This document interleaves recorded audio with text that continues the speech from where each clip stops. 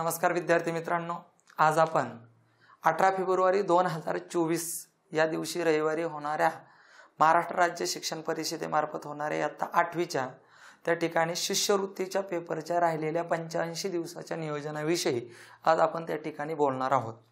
दिवस खूप आहेत, प्रश्न आपल्याला 150 प्रश्नांना त्या ठिकाणी सामोरं जायचंय, जवळजवळ 120-125 घटकांना त्या ठिकाणी सामोरं जायचंय। मग उरलेल्या 85 दिवसामध्ये नेमका आपण कशा पद्धतीने अभ्यास केला पाहिजे याच्यावर आपण त्या ठिकाणी आज चर्चा करणार आहोत आणि त्यानंतर तुम्हाला हळूहळू सगळ्या गोष्टींचा त्या ठिकाणी उलगडा करणार आहोत। असो, त्या ठिकाणी इयत्ता 8वी शिष्यवृत्ती पेपर दिनांक 18 फेब्रुवारी 2024 वार रविवार आणि उरलेल्या 85 दिवसामध्ये आपण कसं 230-240 मार्काच्या पुढे आपण त्या ठिकाणी जाऊ शकतो याचं नियोजन तुम्हाला येणाऱ्या 10 मिनिटांमध्ये त्या ठिकाणी सांगणार आहे। असो, चला आता सगळ्यांना पेपर कसा असतो हे त्या ठिकाणी माहीतच आहे। आपल्याला एकूण 2 पेपर त्या ठिकाणी असतात। पहिला पेपर अंकगणित मराठी व्याकरणाचा त्या ठिकाणी असतो आणि दुसरा पेपर इंग्रजी आणि त्या ठिकाणी बुद्धिमत्तेचा असतो। सगळ्यात महत्त्वाचं, पहिला पेपर मराठीचा जर विचार केला तर एकूण 25 प्रश्न आहेत आणि 50 गुणांना आहे। प्रत्येक प्रश्न हा 2 गुणांना असतो, सगळ्यांना माहीतच आहे, त्याच्यावर काही जास्त सांगण्याची गरज नाही। आणि पहिल्या पेपरला वेळ हा 90 मिनिटांचा त्या ठिकाणी वेळ असतो। याचाच अर्थ त्याचं जर सेकंदामध्ये विश्लेषण केलं तर सेकंद येतात 5400 सेकंद, कारण एका मिनिटामध्ये 60 सेकंद असतात। आणि जर तुम्ही 5400ला त्या ठिकाणी 75 प्रश्नांनी जर भागलं, कारण प्रश्नांची संख्या 75 आहे, तर 25 त्रिक 75, 25 दोन्ही 50, 4 उरले 25 एक 25, 25 सक 150, 216 छेदस्थानी 3, 3 7 21, 3 2 6। याचाच अर्थ एका सेकंदाला आपल्याला जवळ एका प्रश्नाला 72 सेकंद आपल्याकडे वेळ आहे। त्याच्यामध्ये मराठीचे एकूण 25 प्रश्न आहे, गुण 50 आहे। पण ते 25 प्रश्न तुम्हाला सामोरं जात असताना तुम्हाला मराठीतल्या एकूण 26 घटकांचा अभ्यास करायचा आहे। मग त्याच्यावर उतार्यावर 3 प्रश्न येणार आहे, उतारा नाही आला तर कवितेवर 3 प्रश्न येणार आहे। त्याच्यानंतर एखादा त्या ठिकाणी सुसंगत वाक्याचा परिच्छेद पूर्ण करायला त्या ठिकाणी विचारला जाऊ शकतो तुम्हाला। त्यानंतर वर्णमालेवर 1 प्रश्न तर फिक्स असतो, वर्णमाला या घटकावर। संधीवर 1 असतो, शब्दांच्या जातीवर 2 असतात, नाम सर्वनाम विशेषण क्रियापदावर 1 असतो आणि अविकारी म्हणजेच तुमच्या शब्दयोगी हवे, केवलप्रयोगी हवे, क्रियाविशेषण हवे आणि त्या ठिकाणी उभयनैवे हवे याच्यावर त्या ठिकाणी 1 प्रश्न असतो, ते 2 प्रश्न असतात। त्याच्यानंतर तुमचं लिंगावर किंवा वचनावर किंवा कधी कधी दोन्ही, 2017ला दोन्ही पण आले होते, सामान्य रूपावर 1 प्रश्न असतो, काळावर 1 प्रश्न असतो, विरामचिन्हावर 1 प्रश्न असतो, सगळ्यात प्रयोगावर प्रश्न असतो, विभक्तीवर 1 प्रश्न असतो, 8 विभक्ती आणि कारकार्थ 6, प्रयोगाचे कर्तरी कर्मणी भावे प्रयोग, लिंगाचे 3 प्रकार स्त्रीलिंगी पुल्लिंगी नपुंसकलिंगी, वचनाचे 2 प्रकार मराठीत एकवचन आणि एकवचन, शब्दांच्या 8 जाती। त्याच्यानंतर तुमचा वृत्त किंवा अलंकार दोन्हीपैकी 1 प्रश्न येतो, वृत्तावर तरी येतो किंवा अलंकारावर तरी त्या ठिकाणी येतो। त्यानंतर सगळ्यात महत्त्वाचं वाक्याच्या प्रकारावर 1 येतो, स्वार्थी, आज्ञार्थी, विद्यार्थी, संकेतार्थी किंवा केवल वाक्य, संयुक्त वाक्य, मिश्र वाक्य, ज्याला उभयनैवे हवे कळतात त्याला वाक्यांचे प्रकार सहजरित्या त्या ठिकाणी मार्क मिळून जातो। वृत्तामध्ये तुम्हाला 3 प्रकार आहे, वृत्ताचे प्रकार आपल्याला यमक, उपमा आणि उत्प्रेक्षा या 3 अलंकारापैकी म्हणजे 3 अलंकार 3 आहे आपल्याला परीक्षेला 8वीला। कोणकोणते? उपमा, उत्प्रेक्षा आणि त्या ठिकाणी यमक।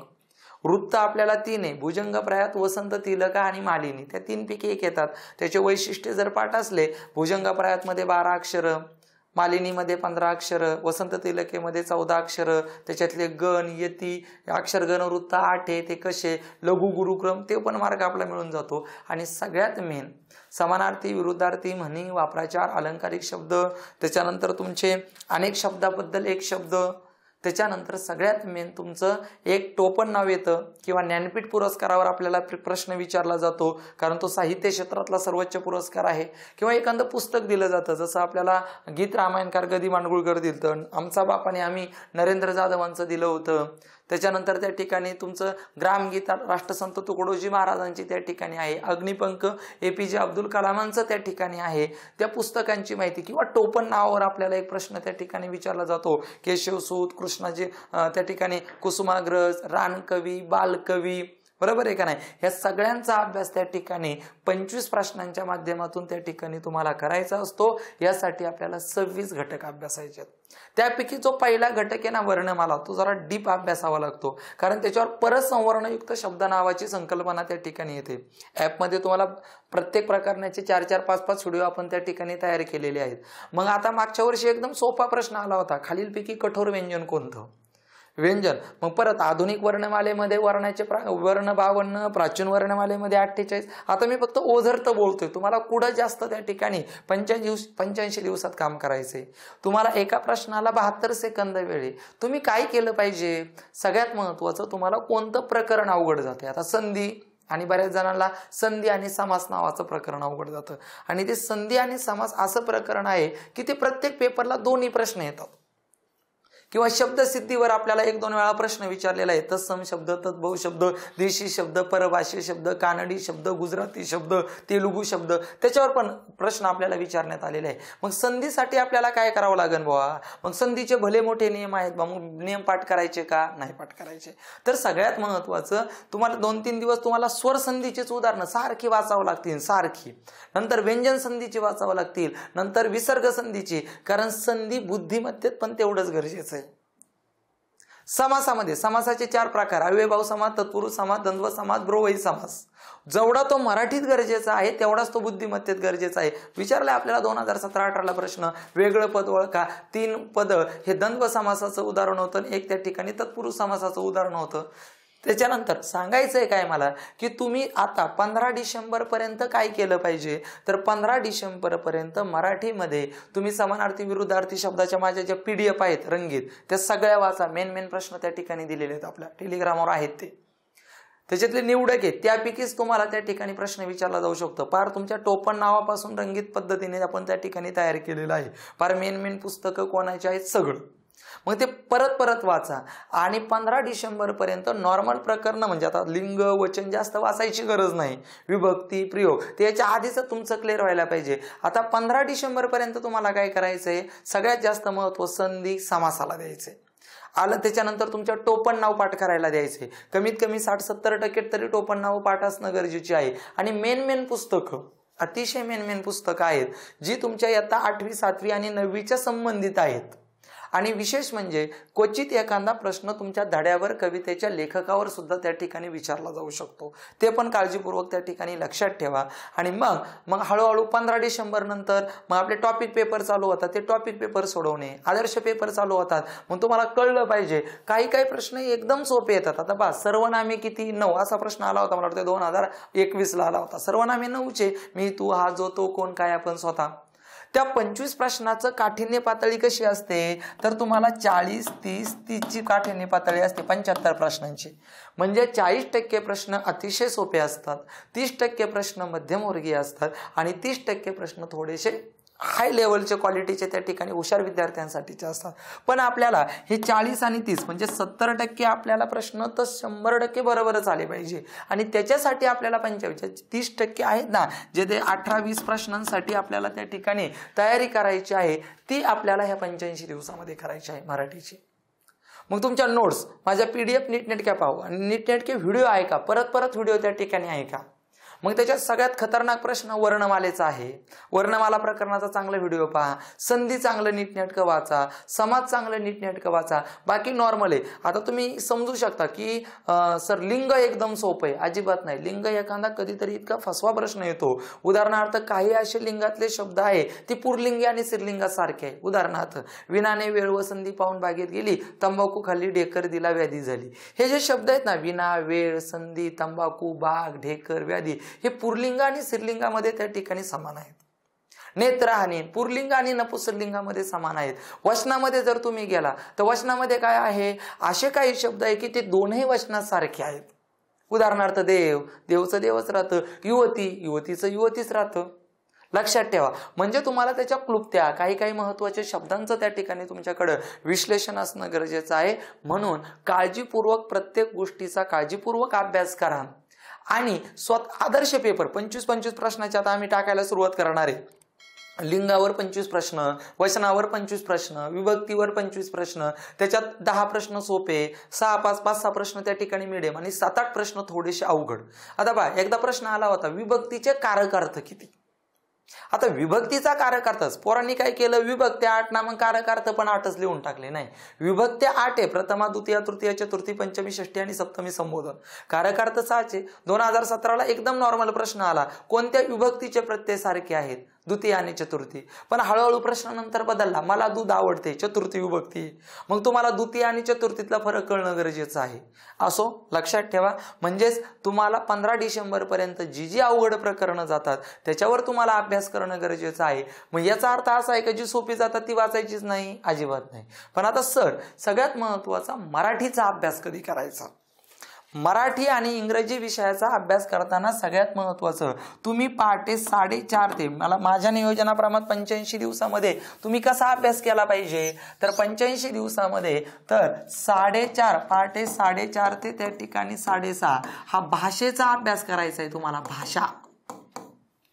भाषेचा अभ्यास करायचा आहे. म्हणजे मराठीला 1 तास द्या आणि इंग्रजीला 1 तास द्या, भाषेचा अभ्यास करा. त्याच्यात छोट्या छोट्या गोष्टी तुमच्या, आता कंठ, तालव्य, मूर्धन्य, दंत्य, ओष्ठ, कंठ तालव्य, कंठ ओष्ठ, दंत तालव्य, दंत्य ओष्ठ पाठच पाहिजे. अलंकारामध्ये उपमा अलंकार, सम, समान, सारखे, जस, जसे, तसे, सदृश्य, तुल्यवाणी हे शब्द पाठच पाहिजे यार. तुला भुजंगप्रायाचं कोणतं वैशिष्ट्य नाही विचारलं, पण तुला भुजंगप्रायाचं सगळं वैशिष्ट्य तर माहित पाहिजे. हे अक्षरगण वृत्त आहे, प्रत्येक चरणामध्ये ओळीमध्ये 12 अक्षर असतात, यती 6व्या अक्षरावर आहे, गण 4 वेळा य आहे. ज्या वेळेस पाठांतर असणार आहे त्याच वेळेस तुला तो मार्क पडणार आहे, अन्यथा नाही पडू शकत. आणि विशेष म्हणजे लक्षात ठेवा, मला 7 वर्षाचा स्कॉलरशिपचा अनुभव आहे की गणिताला पोरांना पिकीच्या पिकी मार्क पडलेले आहेत आपल्या क्लासला, पण मराठीला मार्क 30, 32, 28, 34 पडतात. त्याचं कारण काय आहे, तर त्याचं कारण आहे मुलांचं अवांतर वाचन कमी पडतं. नीट समजून घ्या. तुम्ही गणिताचे सूत्रानुसार, गणिताचं पर्यायानुसार तुम्ही उत्तरापर्यंत जाऊ शकता, पण मराठीचं तुम्ही पर्यायावरून उत्तरापर्यंत जाऊ शकत नाही. उदाहरणार्थ तुम्हाला प्रश्न आला होता परिकथा. आता परिकथा या शब्दाचं सामान्य रूप ओळखा. मग सामान्य रूप तुम्हाला कळलं पाहिजे ना, की एखादा त्या शब्दाला विभक्ती प्रत्यय लागल्यानंतर किंवा एखादा शब्दयोगी अव्यय लागल्यानंतर त्याच्या मूळ रूपात बदल होतो, त्याला आपण त्या ठिकाणी सामान्य रूप म्हणतो. 2018ला आय थिंक का 17ला प्रश्न आला होता. आणि मग याच्यामध्ये काय आहे की तुम्हाला पोरांनी काय केलं, परिकथेच्या गोष्टी आम्ही ऐकत असू, विभक्ती प्रत्यय च्या लावलं आणि परिकथे लिहिलं, चुकलं. अतिशय छोटी गोष्ट होती, परिकथेच होतं. परिकथा, परिकथा, परिकथे असा शब्द होता. रीला पहिली वेलांटी आली होती. 2017ला लिंग बदल आला होता. किती छोटा बदल होता, नर्तक, नर्तन, बाकी सगळं बरोबर होतं. कारण नर्तकचं नर्तन नाही, नर्तकचं नर्तिक आहे, हे समजून घ्या. आता क्रियापदाला वाविवे लागलं तर ते विद्यार्थी वाक्य असतं, संकेत दाखवला तर ते संकेतार्थी वाक्य असतं. त्याचे तुम्ही प्रत्येक घटकाचे 25-25 प्रश्न मनापासून सोडवलेले पाहिजे, लक्षात घ्या. असो, आणि मग सकाळी 4:30 ते 5:30 मराठी आणि 5:30 ते 6:30 जर तुम्ही इंग्लिशचं एक प्रकरण घेतलं, 25 घटक आहे, 25-26 घटक आहे, तरी एका घटकाला तुम्ही 3 वेळा रिव्हिजन देऊ शकता तुम्ही स्वतः वाचून. ओके. आणि मग क्लासमध्ये बाकी काही त्या ठिकाणी क्लिअर होतंय. आता झालं, हे झालं मराठीचं तुम्ही जेवढं जास्त टार्गेट कराल, गणित एखाद्याला सोपं जात असेल तर मराठी उचलण्याचा प्रयत्न करा. राज्य मेरिटपर्यंत जाण्याचा आपण प्रयत्न करूयात. 278, 276, 280 राज्य मेरिट राहणार आहे, लक्षात ठेवा. पेपरवर अवलंबून येते बरंचसं. त्यानंतर आता आपल्याला यायचंय त्या ठिकाणी, आता सकाळच्या वेळेच्या सत्रामध्ये तुम्ही 2 तास भाषा विषयाचा अभ्यास करायचा आहे. त्यानंतर आपल्याला यायचंय सगळ्यात महत्वाचं पैकीच्या पैकी मार्क पाडून देणारा विषय म्हणजे अंकगणित भूमिती. आता अंकगणिताला प्रश्न किती असतात, त्याच्यात 2 घटक आहे. अंकगणिताला प्रश्न असतात 28 आणि भूमितीला 22 किंवा 23 प्रश्न असतात. अंकगणिताला 28, 27 असेच प्रश्न असतात. मग त्याच्या संख्याज्ञानामध्ये फिक्स यार तुमचे ठरलेले प्रश्न आहे. काय, परिमेय अपरिमेय संख्या, संख्या रेषेवर 1 प्रश्न, गुणाकार व्यस्त बेरीज व्यस्तवर 1 प्रश्न. ओके. परिमेय अपरिमेय संख्या, संख्या रेषेवर 1 प्रश्न, गुणाकार व्यस्त बेरीज व्यस्तवर 1 प्रश्न, त्याच्यानंतर विभाज्यतेच्या कसोट्यावर 1 प्रश्न आणि पुढची मागची संख्यावर 1 प्रश्न. 5 प्रश्न आहेत. याच्यात ओरिजिनलच अभ्यास पाहिजे. आणि 5चे 5 प्रश्न आपले बरोबरच येतात. परिमेय संख्या किती छोटी गोष्ट आहे, ज्याचं मूळ निघतं, ज्याचा भागाकार खंडित येतो, ज्याचा भागाकार आवर्ती येतो, त्याला परिमेय म्हणतात. किती सोपा प्रश्न विचारला. परिमेय अपरिमेय संख्यांना काय म्हणतात? वास्तव संख्या म्हणतात. संख्या रेषेच्या उजवीकडे धन अंक असतात, डावीकडे ऋण अंक असतात. विभाज्यतेच्या कसोट्या 2 पासून 99 पर्यंतच्या 2 सेकंदात कसोट्या पाठ पाहिजे. 99 ची कसोटी ज्या संख्येला 9 आणि 11 ने भाग जातो तिला 99 ने. 72 ज्या संख्येला 8 9 72, 8 ने 9 ने जातो. 56 7 8 56, 45 9 5 45, 36 9 4 36, 27 9 त्रिक 27, 12 4 त्रिक 12, 18 9 2 18, 6 3 2 6. आणि 7 वर्षाचे प्रश्न पहा. मी प्रत्येक प्रकरण चालू करताना मी 7 वर्षाचे प्रश्न पहिल्यांदा घेतले. व्हिडिओ नीट पहा, म्हणजे मुलांना लक्षात यावं की प्रश्नाची काठिण्य पातळी कशी आहे समजून घ्या. मग 50 प्रश्नापैकी तुम्हाला आहे ना, तुम्हाला सांगतो 28 प्रश्न एकदम नॉर्मल येणार आहे, एकदम नॉर्मल. जसं उदाहरणार्थ एका चौरसाचा कर्ण 16 आहे तर बाजू किती? अरे तोंडी आहे, कर्णाच्या निम्मी वर्गमुळात 2 असते, कर्णाला 2 ने भागला 8 वर्गमुळात 2, संपला विषय, पडले मार्क. खालीलपैकी कोणतं पायथागोरसचं त्रिकूट नाही? कर्ण पायथागोरसची त्रिकूट पाठ 3 4 5 6 8 10, 5 12 13, 8 15 17 10 24 26, बरोबर. 9 40 41 11 60 61. तू पायथागोरसची त्रिकूट पाठ करतोय ना, म्हणजे तुझे 10 मार्क फायनल करतोय, लगेच करतोय. कारण किती वेळा प्रश्न आला काय? एका काटकोन त्रिकोणाच्या काटकोन करणाऱ्या बाजू अनुक्रमे 5 आणि 12 सेंटीमीटर आहे, तर परिवर्तुळाची त्रिज्या किती? अरे मग परिवर्तुळाची त्रिज्या नेहमी कर्णाच्या निम्मी असते. याचाच अर्थ 5 12 13, कर्ण 13 झाला आणि कर्णाच्या निम्म 6.5. तुझं 2 मिनिटात उत्तर झालं. मी परत एकदा चॅलेंजिंग सांगतोय की 25 ते 26 प्रश्न 2-2 3-3 सेकंदात अंकगणितीचे सुटतात. पहा तुम्ही, सुटतात. तुम्हाला विचारलं एक या संख्येचा कोटी किती? अरे एक ही स्थिर बहुपदी यार, स्थिर बहुपदीचा कोटी नेहमी 0 असतो, संपला विषय, 2 मार्क पडले. याचाच अर्थ काय? तुम्ही छोट्या छोट्या गोष्टींकडे लक्ष देणं गरजेचं आहे. संख्या ज्ञानाचं झालं, सरासरीवर एक प्रश्न येतो, क्लुप्तीवरच येतो तो. त्याच्यानंतर मग नैसर्गिक संख्येची सरासरी पहिली अधिक शेवटची भागिले 2, लसावी मासावीवर तुमच्या क्लुप्त्यावरच त्या ठिकाणी प्रश्न आहे. सरळ व्याजावर एक येतो, चक्रवाढ व्याजावर एक येतो, संपला विषय. दामदुप्पट येतं, 12.5 आलं तर 8 लिहायचं, 8 आलं तर 12.5 लिहायचं. चक्रवाढ व्याजाचं थोडं कन्फ्युजन करणारं गणित येतं, त्याच्यावर व्हिडिओ एकदम सुंदर आहे आपला, पहा नीट नेटका तो. त्यानंतर सगळ्यात महत्वाचं नफा तोटा सूट कमिशन रिबेट दलाली, सगळ्यात जास्त प्रश्न येतात 6 ते 7. आणि शेकडेवारीवर 2 येतात. नफा तोटा सारखा असेल तर तोटाच होतो, चाचीचे म्हणजे गुणुले. थोडं बोलतोय मी प्रत्येक याच्यावर, आणि मला मेन सांगायचं अभ्यास काय करायचा 85 दिवसामध्ये. आणि सगळ्यात मेन, तुम्ही जे भूमितीचे आपल्याला 22 प्रश्न पोराव येणार ना, त्याचे तुमचे सूत्रच पाठ पाहिजे, क्लुप्त्याच पाठ पाहिजे. मग नाही तर तुला सांगितलंय गोलाचं घनफळ काढ, 4/3 पायार घन दिलाय सोडून, आणि तू वर्तुळाचं क्षेत्रफळ वापरतोय 4 पायार वर्ग, नाही जमणार. तुला सांगितलंय इष्टिकाची ती विटेचं गणित आलंय, लांबी गुणुले रुंदी गुणुले उंची, तू घनफळाऐवजी तू पृष्ठफळ टाकतोय, नाही जमणार. तुला चौकोनाचे प्रकार पण क्लिअर माहित असणं गरजेचं आहे. तुला विटेंचं त्या फरचींचं गणित आलंय आणि तू लहान भागाला मोठ्या भागाने भागतोय, नाही जमणार. तुला बाबा कसोट्या, बाकोबा कसोटी, कर्णभजा कसोटी माहितच असणं गरजेचं आहे. तुला वृत्तचित्तीचं घनफळ पायार वर्ग यायचे, नाही तर तुला पायार घन यायचे, नाही जमणार.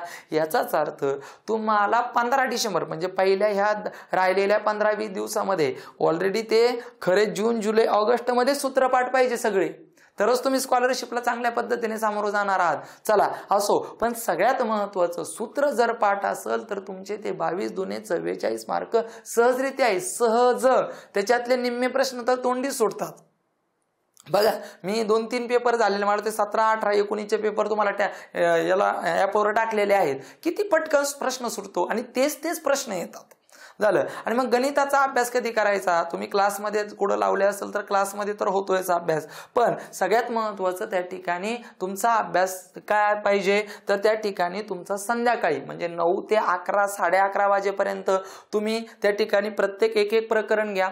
एक प्रकरण 2 दिवस सोडवा, कारण आपल्याला गणिताला 32 घटक आहे, 32 त्रिक 96, म्हणजे जवळजवळ एक प्रकरण तुम्ही घटक दिलेत. मी घटक, सरळ व्याज घटक आहे, चक्रवाढ व्याज घटक आहे, नफा तोटा घटक आहे, कालमापन घटक आहे, वर्गमूळ घटक आहे, घनमूळ घटक आहे, घटक आहे, लक्षात ठेवा. घनमूळ वर्गमूळ तर मार्कच जाऊ शकत नाही कधी, 100% सांगतो नाही जाऊ शकत मार्क, लक्षात घ्या. आणि मग 2-2.5 तास रात्रीच्या वेळेस जर तुम्ही अभ्यास केला तर त्या ठिकाणी ते जमू शकतं, म्हणजे बऱ्यापैकी. आणि एक 60-60, 70-70 प्रश्न प्रत्येकाचे सोडवा. प्रश्न काही अवघड पण सोडवणं गरजेचं आहे, पण ते प्रश्न सोडवण्याच्या आधी माझी अशी इच्छा आहे की 2017, 18, 19, 20, 21, 22 आणि 23 7 वर्षांनी राज्य शासनाने पेपर घेतलेले आहेत. त्या पेपरचा पहिल्यांदा पोराव नीटनेटका अभ्यास करा. आणि त्या पेपर सारखाच 18 फेब्रुवारी 2024ला त्या ठिकाणी पेपर येणार आहे, ते पण त्या ठिकाणी काळजीपूर्वक पहा. क्लुप्त्यांची PDF तुमच्या मोबाईलवर हळूहळू येईलच, त्या क्लुप्त्या प्रत्येक त्या ठिकाणी पाठ करा. आणि मग पहिल्या पेपरला तुमचं टार्गेट 140+ पाहिजे. पहिला पेपर मार्क देणारा आहे, किंवा गणिताला कमीत कमी तुम्हाला 90+ मार्क पाहिजे. आणि मराठीला जर 38 मार्क पडले तर 128 तुमची टोटल होते. म्हणजे राज्य मेरिटला जाऊ शकत नाही, पण जिल्हा मेरिट आपलं त्या ठिकाणी काबीज 100% होईल. कारण बुद्धिमत्तेचा पेपर हा कसा येईल सांगू शकत नाही आपण, समजून घ्या.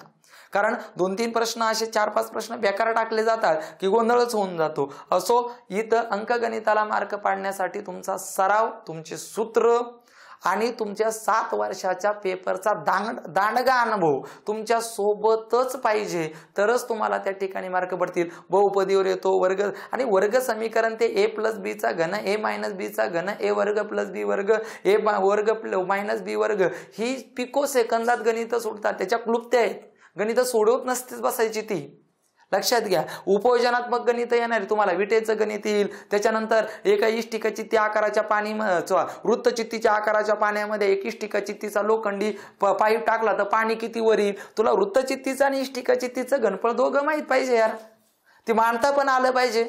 सगळ्या गोष्टी त्या ठिकाणी आहे, हळूहळू त्या सगळ्या पूर्ण त्या ठिकाणी होतील. म्हणून सुरुवातीला मी पहिल्यांदाच व्हिडिओ त्या ठिकाणी सूत्राचे घेतलेले पहा. एक व्हिडिओ पूर्ण सूत्रांचाच आहे, तो नीटनेटका अभ्यासा, सूत्र नीटनेटके पाठ करा. टेलिग्रामवर त्याची PDF टाकलेली आहे, ते नीटनेटका त्या ठिकाणी पहा. असो, एक झालं, पहिला पेपर क्लिअर झाला. तुमचं कितीपर्यंत तुमचं टार्गेट जेवढं जास्तीत जास्त पहिल्या पेपरला वाढता येईल तेवढं वाढा. 2 तास त्या ठिकाणी 2.5 तास अभ्यासच पाहिजे. आणि आठवड्यातून 1-2 दिवस म्हणजे रविवारी किंवा शनिवारी झालेल्या पेपरचा तगडा अभ्यास करायचा आणि त्या स्वरूपाचाच त्या ठिकाणी भविष्यात राहिलेल्या 85 दिवसामध्ये अभ्यास करायचा आहे. चला, पुढचं आहे इंग्रजी व्याकरण.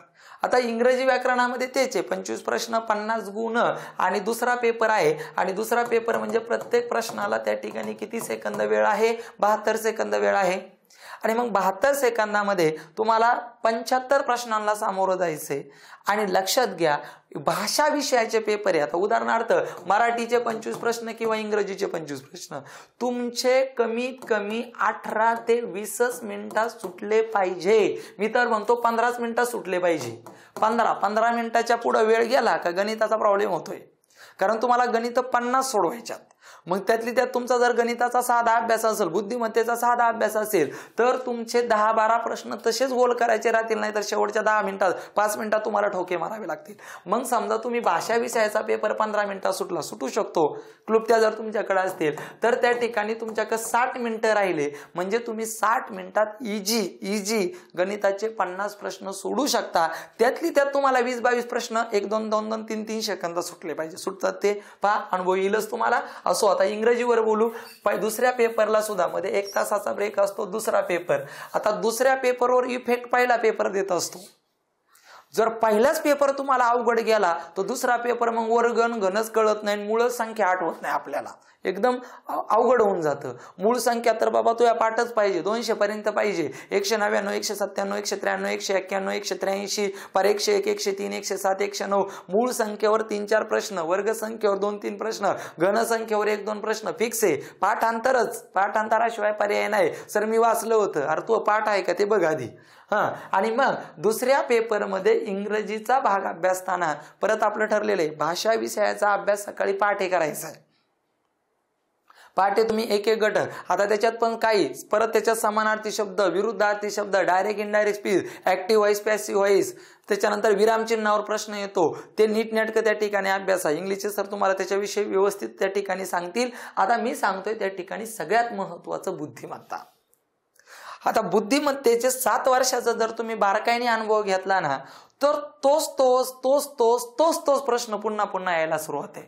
प्रश्नाचं स्वरूपच बदलत नाही. दोन संख्येमध्ये मूळ संख्येचा फरक, वर्ग संख्येचा फरक, घन संख्येचा फरक. वेगळं पद ओळखायला आलं, 2-3 घन संख्या आणि 1 वर्ग संख्या, 3 वर्ग संख्या आणि 1 घन संख्या, किंवा 3 संख्येला 11ने भाग जातोय, किंवा वयावर आधारित गणित. आणि घड्याळाचं तर कायम ठरलेलं गणित आहे की तास काटा मिनिट काट्यातला अंशात मग माप, तासाला 30 ने गुणा, मिनिटाला 5.5 ने गुणा, आणि मोठ्या गुणाकारातून लहान गुणाकार वजा करा, येणारी वजाबाकी आपल्या प्रश्नाचं उत्तर असतं. त्याच्यानंतर तुमची लयबद्ध मांडणीवर 2-3 प्रश्न असतात, पॅरामिडवर 1 प्रश्न असतो, सांकेतिक भाषेवर 2 प्रश्न असतात, आकलनाचे 5-2 10 मार्क सोपेचे, एखादे 2-4 शब्द देतात, केश करताना लय वेगवेगळे देतात आणि मधलं अक्षर ओळखा. किंवा तुम्हाला देतात खालीलपैकी किती कठोर व्यंजन आहेत, किंवा 2ला बस म्हणलं, 3ला उठ म्हणलं, 4ला पळ म्हणलं, बस 5ला खा म्हणलं, आणि सगळ्यात जास्त क्रिया. अरे एकदम पहिली दुसरीचे प्रश्न आहेत. आणि मग बुद्धिमत्तेमध्ये सगळ्यात डेंजरस जर काय असेल ना तर लयबद्ध मांडणीचे ते 3 प्रश्न आहेत, ते खतरनाकच आहेत. त्याच्यानंतर वेगळे पद ओळखामध्ये अंकाचं जुळून जातं. 3 संख्या वर्ग संख्या, 3 संख्या घन संख्या, 3 संख्या 11ने भाग जाणाऱ्या, 29 ने भाग जाणाऱ्या, वर्ग घनाची बेरीज, वर्ग घनाची वजाबाकी, मूळ संख्येचा वर्ग, मूळ संख्येचा घन. पण जो शब्द येतो ना, शब्दात्मक 2 प्रश्न विचारले जातात. कसे विचारले जातात? वेगळं पद ओळखा. मग काय दिलं? एक जर्मनीतलं शहर दिलं, 1 इटलीची राजधानी दिली, आणि 3 जर्मनीतले शहर दिले. यार फसलं ना पोरं. त्याच्यात म्हणजे तुमचा इयत्ता 7वी 8वी 9वी 10वी पर्यंतची ती प्रश्न त्या ठिकाणी ते व्यक्ती सापेक्ष प्रश्न आहे. ते काही विचारू शकतात. आता माझ्यासारखं मला 2024चा पेपर काढायला लावला, मला वेगळं पद मला टाकायचंय. मग मी वेगळं पद टाकेल ना, मी काय करीन 3 चलनाची नावं लिहीन, टाका, डॉलर, रुपया आणि चलन लिहीन. मध्ये मी चलन लिहीन म्हणजे काय करीन, चलन हे बाकी डॉलर रुपया टाका हे चलनाचे प्रकार आहे. डॉलर अमेरिकेचं आहे, टाका बांगलादेशचं आहे, भारताचं रुपया आहे, आणि चलन माझं उत्तर आहे. मग मी ते ऍपमध्ये म्हणजे तुमच्या व्हिडिओमध्ये ऍपमध्ये ज्यावेळेस तुम्ही पाहणार ना, वेगळं पद ओळखा, समान संबंध ओळखा, गटाशी जुळणारं पद ओळखा, त्यावेळेस मी पोलीस भरती, 5वी स्कॉलरशिप, MPSC, UPSCचे सगळे प्रश्न ऍड करण्याचा मनापासून प्रयत्न केलाय. जेणेकरून काय होईल, आणि शक्यतो काय करतात ते पेपरवाले सुद्धा आहे ना, झालेले प्रश्नच त्या ठिकाणी कुठंतरी तो प्रश्न आलाय, PSIच्या मुख्य पेपरला प्रश्न आलाय, तोच टाकण्याचा प्रयत्न करतात, जेणेकरून त्याच्या वादंग निर्माण व्हायला नको. कारण काय कधी एखादा व्यक्ती सापेक्ष प्रश्न तयार झाला, त्याच्यावर वादंग, कधी 2 उत्तरं निघतात, मग प्रॉब्लेम होऊन जातो त्याच्यामध्ये. आणि 8वीच्या पेपरमध्ये पहा, कमीत कमी तुम्हाला 13 ते 14 ते 15 प्रश्न धरा, 2-2 उत्तरं गोल करायला येतात. आणि ते 2-2 उत्तरं गोल करायला गणितात नाही काही प्रॉब्लेम, तो बुद्धिमत्तेतला मोठा प्रॉब्लेम आहे. का बरं बुद्धिमत्तेत प्रॉब्लेम आहे सांगू का? तुम्हाला वेगळं होतं, समजा सहसंबंध आहे, सहसंबंधाचा प्रश्न आला तुम्हाला, सहसंबंधाचा त्या ठिकाणी प्रश्न आला. समजा तुम्हाला आलं 3×36, तर त्या ठिकाणी 5 काय, असा प्रश्न आला. 2 उत्तरं विचारली तुम्हाला. आता 2 उत्तरं विचारले, एक उत्तर तुमचं पटकन निघतं. 3चा घन 27, 3चा वर्ग 9, बेरीज झाली 36, 5चा घन 125 आणि 5चा वर्ग 25, आणि त्या ठिकाणी 150. पहिलं उत्तर आलं. पहिलं उत्तर काढायला प्रॉब्लेम नाही, प्रॉब्लेम आहे दुसरं उत्तर काढायला. समजून घ्या पोराव. ते जे 2 उत्तर आहे गणितात नाही, गणितात चुकतच नाही, ते कालमापनाच्या प्रकरणात सगळ्या गोष्टी क्लिअर होऊन जातात. पण बुद्धिमत्तेमध्ये 2 उत्तरं आली का प्रॉब्लेम निर्माण झालाच. समजून घ्या पोराव. त्यामुळं ते एक गोष्ट त्या ठिकाणी लक्षात घ्या. आणि बुद्धिमत्तेचा 7 वर्षाच्या पेपरच्या माध्यमातूनच त्या ठिकाणी अभ्यास करा, जेणेकरून त्याचा फायदा होईल. सहसंबंध, वेगळं पद, लयबद्ध मांडणी आता हळूहळू ॲपवर त्या ठिकाणी तुम्हाला व्हिडिओ पाहायला भेटतील. झालेल्या पेपरचं विश्लेषण मी पहिल्यांदा मोठ्या प्रमाणामध्ये टाकतोय, जेणेकरून पोरांना कळलं पाहिजे. फेन आकृतीवर एखादा प्रश्न येतोय, वयावर आधारित येतोय, सामाजिक बुद्धिमत्तेवर 2 प्रश्न येतात, तंतोतंत आकृतीवर 2 प्रश्न येतात, घडीच्या आकृतीवर 2 येतात, पाण्यातील आकृतीवर 2 येतात, आरशातील आकृतीवर 2 येतात, लेखी उदाहरणं 2-3 विचारले जातात. आणि ते सहजरित्या ते 50 पैकी सहसंबंधाचा एखादा 2 प्रश्न आणि वेगळं पदाचा एखादा 2 प्रश्न, ते 2-4 प्रश्न सोडले आणि लयबद्ध मांडणीतल्या 3 पैकी एखादा बेकारच असतो, ते 3-4 प्रश्न सोडले तर बुद्धिमत्तेला 5 ते म्हणजे 45, 46, कधी 47 प्रश्न आपल्या त्या ठिकाणी बरोबर येतात. नवे तर 50च्या 50 त्या ठिकाणी बरोबर येतात.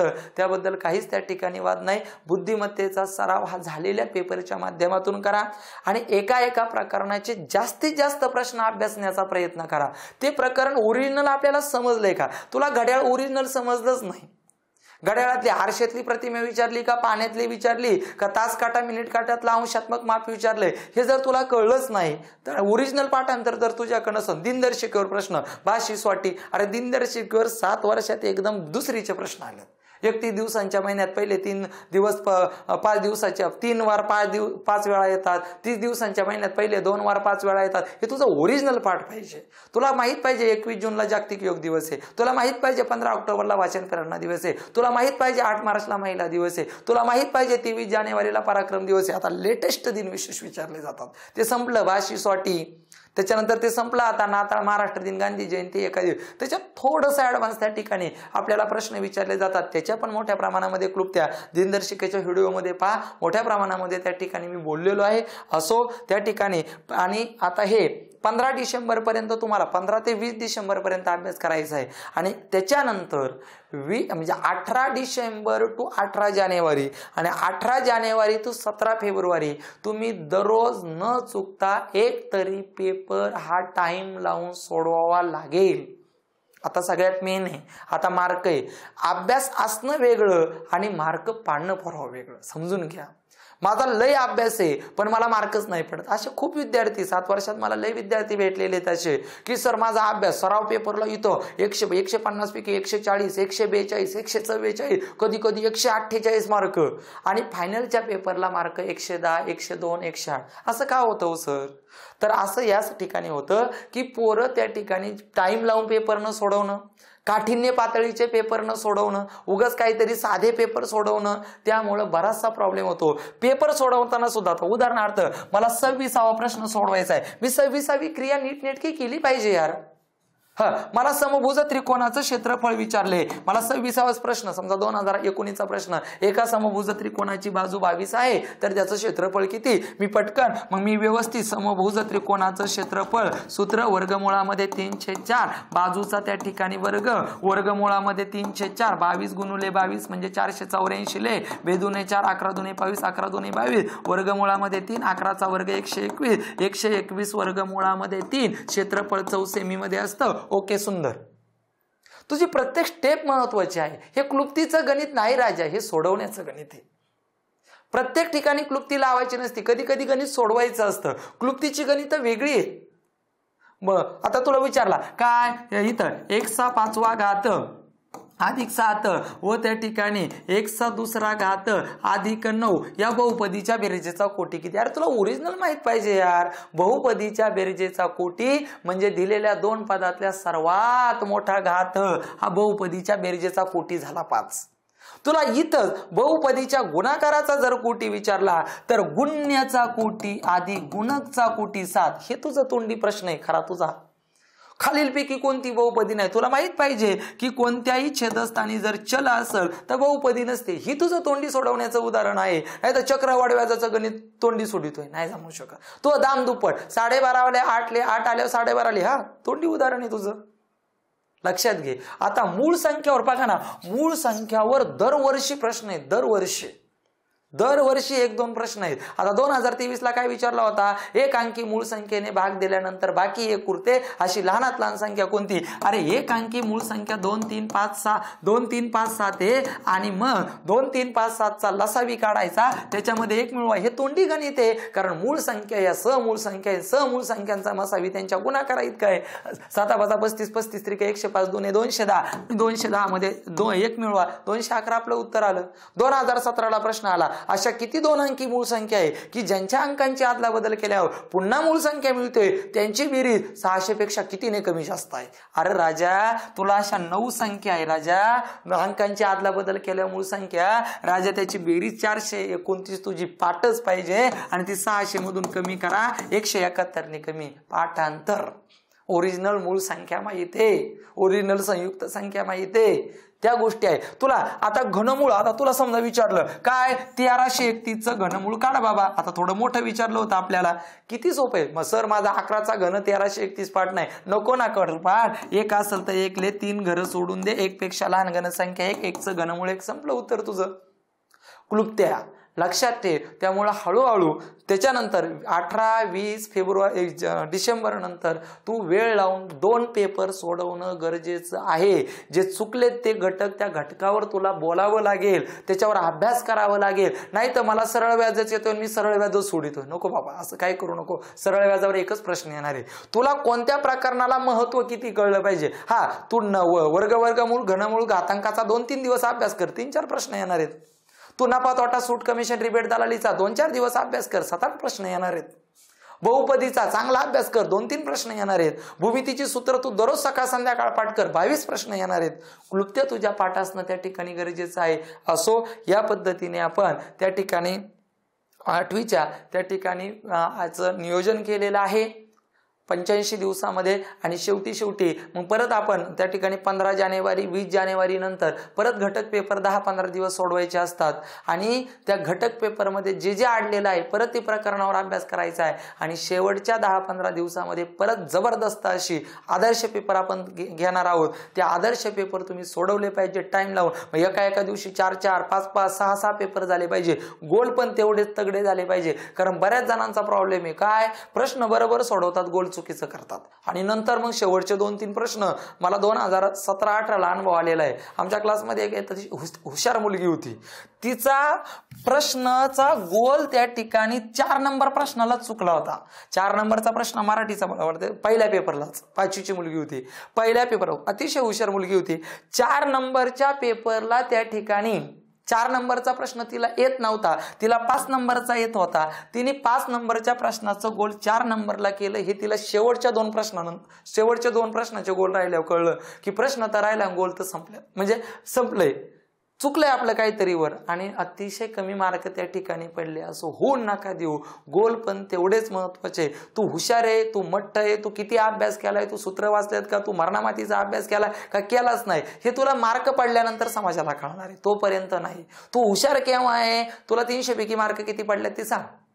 आणि पास होणं वेगळं आणि मेरिटला लागणं त्या ठिकाणी वेगळं. आणि तुम्ही इथून मागच्या सगळ्यांचा अभ्यास करा की महाराष्ट्रातले अर्थात रिझल्ट लागल्यावर येतो, महाराष्ट्रातले फक्त पात्र विद्यार्थी इयत्ता 8वी शिष्यवृत्तीला 8%, 7%, 5% असं का होतंय. त्याचं कारण आहे नियोजनबद्ध अभ्यास न करणं, प्रॉपर अभ्यास न करणं, प्रॉपर मार्गदर्शन न भेटणं, हेच त्याला त्या ठिकाणी एवढं आहे. आणि जरी मेरिट लागलं, समजा मेरिट लागतं, तुमच्या शाळेचं मेरिट लागतं 202ला मरणामातीचे विद्यार्थी असतात, राज्य मेरिटला फार बोटावर मोजणारे त्या ठिकाणी विद्यार्थी असतात. म्हणून सगळ्यांना जबरदस्त असं नॉलेज देण्यासाठी मी स्वतः अविनाश परांजपे सर शिरूर पॅटर्नच्या माध्यमातून त्या ठिकाणी ऑनलाईन प्लॅटफॉर्म ह्या वर्षीपासून आपण सुरू केलेला आहे. जबरदस्त नियोजन, जबरदस्त क्लुप्त्या आणि मला 10-12 वर्षाचा अनुभव. मी 2012 पासून त्या ठिकाणी पोलीस भरती सरळ सेवेला शिकवतोय. आतापर्यंत जवळजवळ 700-800 विद्यार्थी आपले पोलीस झालेत. 2016-17 पासून स्कॉलरशिप 8वी आणि 5वीच्या माध्यमातून त्या ठिकाणी आपण घेतोय, जेणेकरून सगळं स्कॉलरशिपचं उघडून पेलवलंय आपण. कोणता प्रश्न येऊ शकतो, काय होऊ शकतं, मेरिट किती लावू शकतो, बैजिक गणितावर किती प्रश्न येणार आहे, सरळ व्याजावर किती येणार आहे, घड्याळावर किती येणार आहे, कोणता येणार आहे, इथपर्यंतच्या नियोजनावर आपण आता त्या ठिकाणी काम करतोय. त्याचं एकच कारण आहे, अनुभव आपल्या पाठीशी त्या ठिकाणी मोठ्या प्रमाणामध्ये आहे. त्यामुळं माझ्यावर विश्वास ठेवा. जास्तीत जास्त विद्यार्थ्यांनी ॲप घ्या आणि अतिशय 1 वर्षासाठी आपण म्हणजे राहिलेल्या दिवसामध्ये फक्त 999 रुपयामध्ये तुम्हाला या सगळ्या गोष्टी त्या ठिकाणी शिकायला भेटणार आहे.